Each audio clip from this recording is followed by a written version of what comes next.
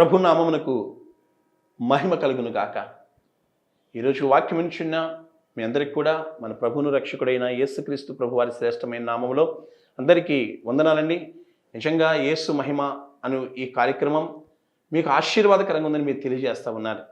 ప్రభుని స్తుతిస్తూ ఉన్నాను. ప్రియ బిడ్డలారా, జీసస్ గ్లోరీ మినిస్ట్రీ ద్వారా అందింపబడుతున్న ఈ వర్తమానాల కొరకు ప్రార్థన చేయటం మర్చిపోవద్దు. అలాగే ప్రభు సేవకుడైన నా కొరకు, భూమి మీద ఉన్న దైవజనులందరి కొరకు, స్థానిక సంఘాలన్నీ కూడా దేవుని మహిమను చూపించే సంఘాలుగా, దేవుని యొక్క వాక్యాన్ని అనేకులకు అందించే సంఘాలుగా, అంతేకాదు క్రీస్తు ప్రేమను చూపించే సంఘాలుగా ఉండాలని, మరి భూమి మీద ఉన్న సంఘం అంతటి కొరకు ప్రార్థన చేయాలని ప్రేమతో జ్ఞాపకం చేస్తున్నాను. దేవునికి స్తోత్రం. ఈ సమయంలో హెబ్రీ పత్రిక 1వ అధ్యాయము 3వ వచనం, ఆయన దేవుని మహిమ యొక్క తేజస్సును, ఆయన తత్వం యొక్క మూర్తిమంతమై ఉండి తన మహత్తు గల మాట చేత సమస్తమును నిర్వహించచ్చు, పాపముల విషయంలో శుద్ధీకరణము తానే చేసి దేవదూతల కంటే ఎంతో శ్రేష్టమైన నామము పొందెనో వారికంటే అంత శ్రేష్ఠుడై ఉన్నత లోకమందు మహామహుడగు దేవుని కుడిపార్శ్వమున కూర్చుండెను. ప్రార్థన. మహాపరిశుద్ధుడా నా కన్న తండ్రి, ఈ దినాన ఈ సమయాన ఎవరైతే మీ మాటలు వింటున్నారో ప్రతి బిడ్డను దీవించు ప్రభువా, ఆశీర్వదించిన నాయన. నా తండ్రి, నీ ప్రేమ కలిగిన తాకిడి ప్రతి కుటుంబాన్ని ఆవరించును గాక, అద్భుతం జరుగును గాక. పరిశుద్ధాత్మదేవ సహాయం చేయండి నా నాయన. నీవే గొప్ప కార్యము జరిగిస్తున్నందుకు వందనాలు ప్రభు. కృప చూపించండి, నీ కృపలో భద్రపరచండి, అద్భుతం జరిగించండి. నీవే గొప్ప కార్యం జరిగిస్తున్నందుకు వేవేల స్తుతులు స్తోత్రాలు అర్పిస్తూ నీ దాసుని నన్ను మరుగుపరిచి మాట్లాడమని యేసు నామములో ప్రార్థించి అడిగి వేడుకొంచున్నాను నా ప్రియ పరలోకపు తండ్రి. ఆమెన్. నాతో కలిసి ప్రార్థించిన మీ అందరికీ మరొకసారి వందనాలు తెలియజేస్తా ఉన్నాను. ఈరోజు యేసుక్రీస్తు ప్రభు వారి గురించి కొన్ని విషయాలు మీకు చెప్పాలని నేను ఆశపడుతున్నాను. దేవునికి స్తోత్రం. 3వ వచనంలో ఆయన దేవుని మహిమ యొక్క తేజస్సు. దేవునికి స్తోత్రం. యేసుక్రీస్తు ప్రభు వారు ఎవరంటే దేవుని మహిమ యొక్క తేజస్సు. మహిమ, తేజస్సు రెండు ఒకటే. మహిమ లేకుండా తేజస్సు లేదు. దేవుని వేరుగా, యేసుక్రీస్తు ప్రభుని వేరుగా మనం చూడలేము. దేవుని యొక్క మహిమ చాలా చాలా గొప్పది.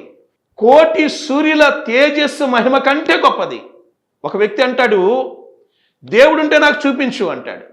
ఏ వ్యక్తినైతే అడిగాడో ఆ వ్యక్తి అంటాడు, దేవుణ్ణి కాదయ్యా నువ్వు చూసేది, దేవుడు సృష్టించిన సూర్యుడు ఉన్నాడు, ఆ సూర్యుడి దగ్గర ఒక 2 నిమిషాలు అలాగే చూస్తూ ఉండు, అప్పుడు నువ్వు దేవుణ్ణి చూడగలవు అన్నాడు ఆయన. అప్పుడు ప్రశ్న వేసిన ఆయన అన్నాడు, అయ్యా సూర్యుడి వైపు చూస్తే నా కళ్ళు ఉంటాయి అంటావా అన్నాడు. మరి సూర్యుడినే చూడలేని నీవు ఆ దేవుణ్ణి చూడగలవా? ఈరోజు నా దేవుని మహిమ మన ఇంటిని ఆవరిస్తుంది. ఆ దేవుని యొక్క మహిమ యేసుక్రీస్తు అనే తేజస్సు ద్వారా మన హృదయాల్లో కుమ్మరింపబడుతుంది. మహిమ లేకుండా తేజస్సు రాదు, వెలుగు రాదు. అందుకే ప్రభు అన్నాడు, నేను లోకమునకు వెలుగునై ఉన్నాను అని. యేసుక్రీస్తు ప్రభుని ఎవరైతే వెంబడిస్తారో, యేసు ప్రభు మాటలు ఎవరైతే వింటారో వారు చీకటిలో నడవక జీవపు వెలుగు కలిగి ఉంటారు. దేవునికి స్తోత్రం. యేసుక్రీస్తు ప్రభు జీవపు వెలుగు. యేసయ్యలో జీవమున్నది. యేసయ్య వెలుగై ఉన్నాడు, యేసయ్య జీవమై ఉన్నాడు.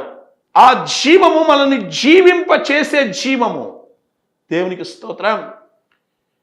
యేసుక్రీస్తు ప్రభును ఒక వ్యక్తి వెంబడించేటప్పుడు, వెలుగులో నడిచేటప్పుడు ఆ వ్యక్తి చీకట్లో ఉన్నాడా వెలుగులో ఉన్నాడా అని అర్థమైపోతుంది.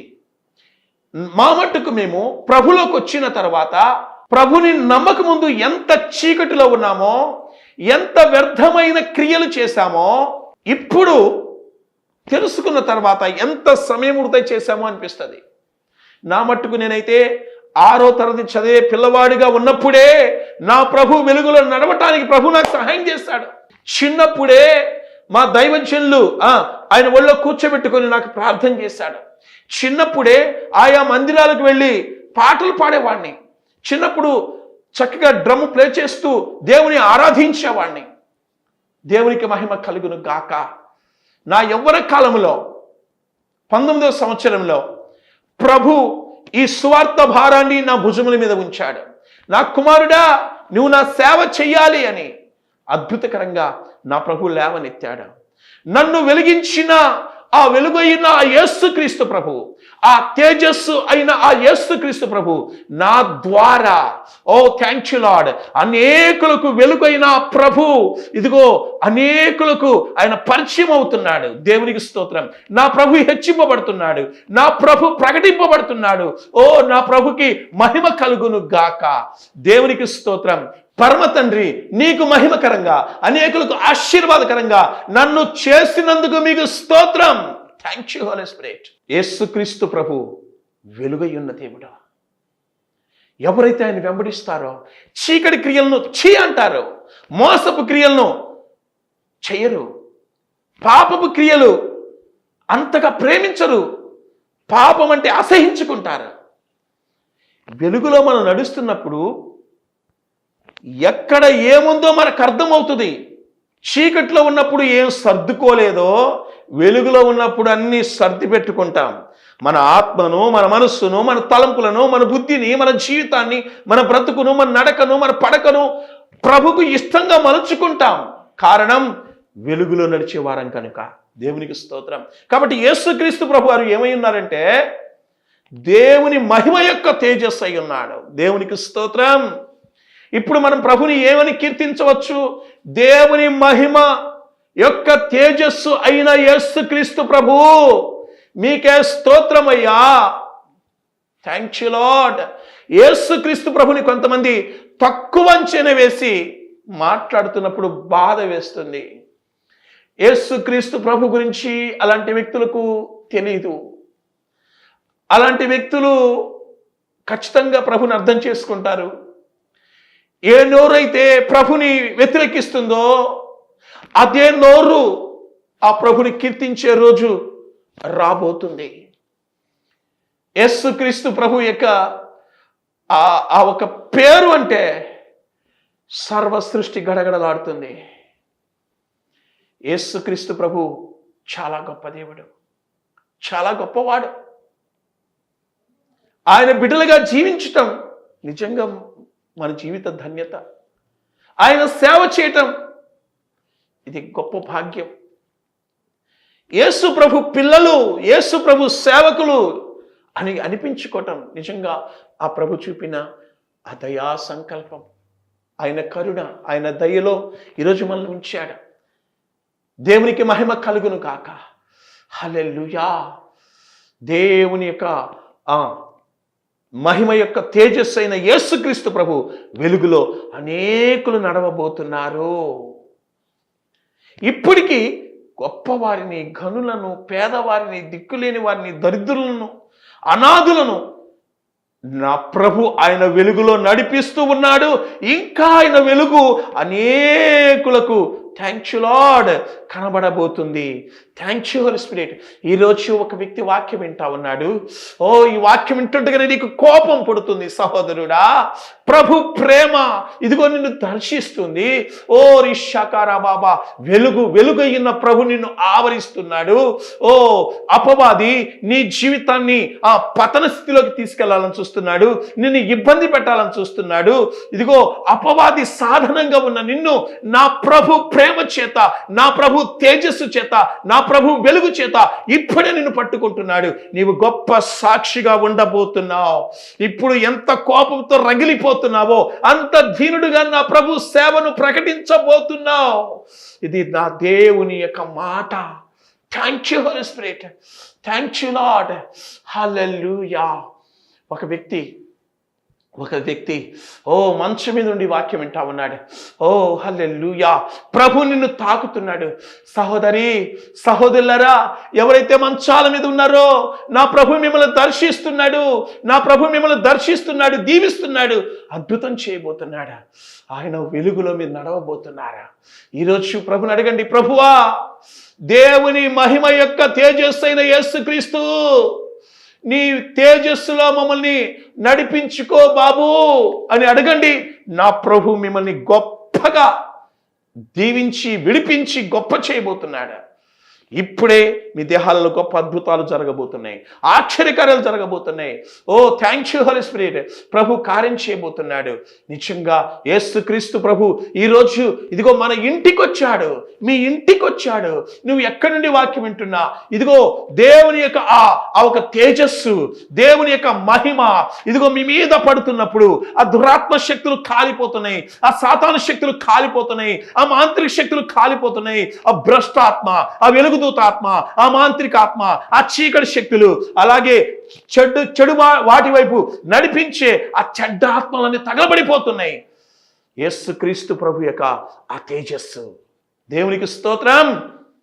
హెబ్రీ పత్రిక 1:4 ఆయన తత్వము యొక్క మూర్తి మంతమునై యుండి, అనగా యేసుక్రీస్తు ప్రభు యొక్క తత్వం, యేసు ప్రభు యొక్క ఆ ఒక స్వారూప్యం, దేవుని యొక్క స్వారూప్యము, యేసుక్రీస్తు ప్రభు యొక్క స్వారూప్యము ఒకటిగానే కనబడుతుంది. దేవుణ్ణి వేరుగా, యేసు ప్రభుని వేరుగా మనం చూడలేం.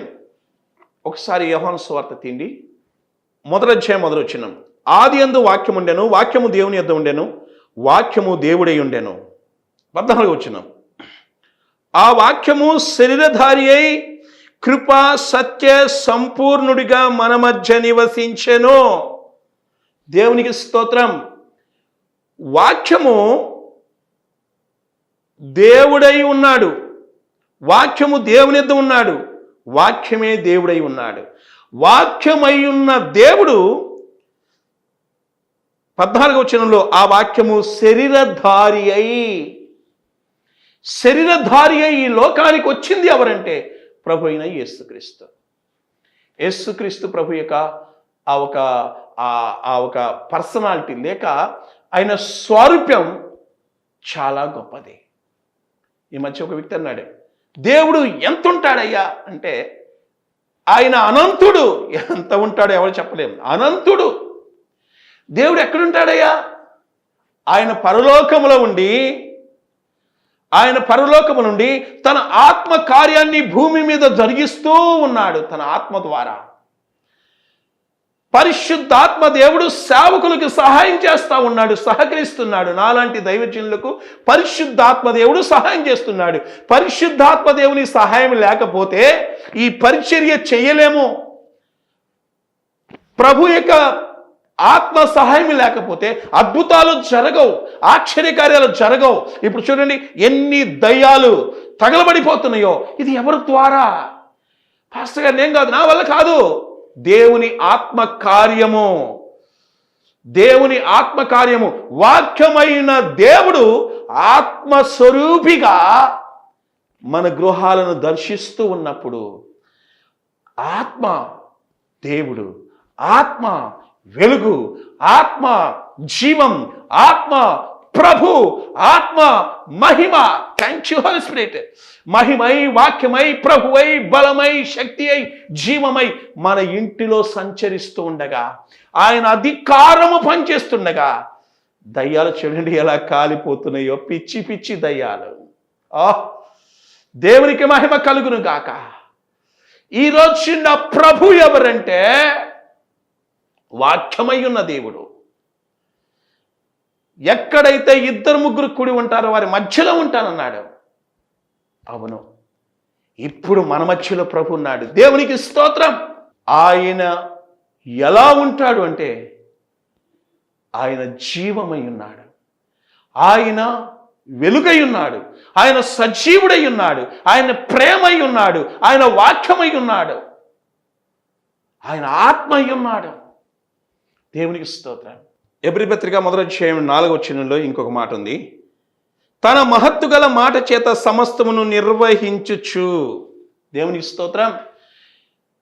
యేసుక్రీస్తు ప్రభు వారు ఇంకోటి ఏం చేశారంటే తన మహత్తు గల మాట చేత సమస్తాన్ని నిర్వహిస్తున్నాడు.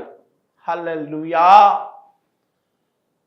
ఆయన మాట చేతనే ఈ సృష్టి అంతా నిర్మింపబడింది. ఆయన మాట చేతనే సమస్తాన్ని నిర్వహించుచున్నాడు, నడిపిస్తూ ఉన్నాడు. భూమి ఎస్ తండ్రి, ఆకాశం ప్రభువా, ఏమిటి ప్రభువా చిత్తగించు.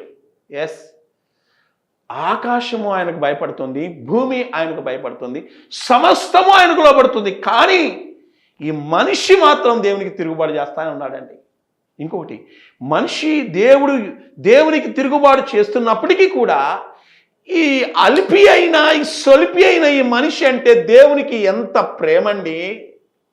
ఆ ప్రేమతోనే ఆ మహత్తు కలిగిన ఆ సృష్టిని సృష్టించిన ఆయన మాట ఇంకా ఇంకా బ్రతికి ఉన్నది, ఎప్పుడు బ్రతికి ఉంటుంది. ఆ మాటను ఈరోజు నీ దగ్గరికి వస్తున్నాడు. ఎందుకు తెలుసా? నిన్ను కూడా ఒక సృష్టిగా చేయాలని.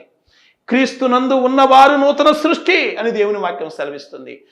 యేసు క్రీస్తు ప్రభునందు ఎవరైతే ఉంటారో వారి మాట మారిపోతుంది, వాళ్ళ హృదయం మారిపోతుంది, వాళ్ళ మనసు మారిపోతుంది, వాళ్ళ జీవితం మారిపోతుంది, వాళ్ళ చూపు నడకంతా నూతనంగా మార్చబడుతుంది. ఇది వాక్యానుసారం. కానీ ఈరోజు ప్రభుని నమ్ముకుంటున్నారు చాలామంది, కానీ వాళ్ళలో నూతన జీవితం కనబట్ల. అదే బాధ. ఒక నూతన జీవితం నీలో గనక కనబడగలిగితే నువ్వు క్రీస్తు గురించి గొప్పగా సాక్ష్యం చెప్తావు. నా జీవితం మారిపోయింది అయ్యా చూడు. ప్రార్థనకి వెళ్తున్నారు, మందిరానికి వెళ్తున్నారు, కానీ ఇంకా జీవితం సరిగ్గా మార్పు చెందని బిడ్డలారా, యేసయ్య మాట, మహత్తు కలిగిన ఆయన మాట నువ్వు ఎంత కఠినమైన వ్యక్తి అయినా నిన్ను మార్చివేస్తుంది. ఆయన మాట అద్భుతం చేస్తుంది. నీ గుండె రాయిలాగైనా దాన్ని పగలగొట్టే సుత్తే లాంటిది నా దేవుని వాక్యం. ఈరోజు నీ ఇంట్లోకి వస్తుంది. వాక్యం ఎవరో కాదు, మహత్తు కలిగిన దేవుని మాట ఎవరో కాదు, ప్రభువుని యేసుక్రీస్తు. దేవునికి స్తోత్రం. అదే హెబ్రీ పత్రిక 4వ వచనం, 1వ అధ్యాయం 4వ వచనంలో ఇలా ఉంది. పాపముల విషయంలో శుద్ధీకరణము తానే చేసి. ఆయన ఎన్ని పనులు చేశాడండి ఇప్పటికీ? దేవుడు యేసు ప్రభు వారు గురించి మనం ఏం నేర్చుకున్నాం? దేవుని మహిమ యొక్క తేజస్సు. రెండోది ఆయన పర్సనాలిటీ, ఆయన స్వరూపం. మూడోది మహత్తు కలిగిన దేవుని మాట. నాలుగవది పాపముల విషయమై శుద్ధీకరణము తానే చేసి. ఏ విషయమై? పాపముల విషయమై శుద్ధీకరణ తానే చేసి. పాపము ఎంత ఘోరమైందంటే, పాపపు సమస్య ఎంత జటిలమైందంటే దేవుడే దిగి రావాల్సి వచ్చింది, ప్రభువే దిగి రావాల్సి వచ్చింది. పాపపు సమస్యను తీసివేసేవాడు ప్రపంచంలో ఎవ్వరూ లేరు. ఏ మందుల షాప్ దగ్గరికి వెళ్ళి యా పాపానికి మందు ఏమైనా ఇస్తావా అంటే, పాపానికి మందు ఎక్కడ దగ్గర, దేవుడి దగ్గర పో అంటారు వాడు. పాపానికి మందు మనుషుల దగ్గర లేదు. ఒక ఆయన దైవజనుడు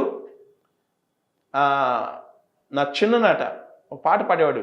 పాప రోగానికి మందు మీరు పరిగెత్తి తినకుంటే దొరకదు ఇంకా ముందు, పాప రోగానికి మందు అని పాడేవారు.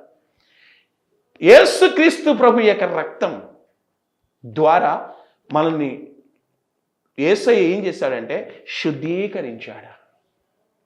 ఎంత ఘోర పాపైనా యేసయ్య రక్తం దగ్గరకు వచ్చేస్తే ఆ రక్తం ఏం చేస్తుందంటే మనకు కడిగి వేస్తుంది, శుద్ధీకరణ జరుగుతుంది.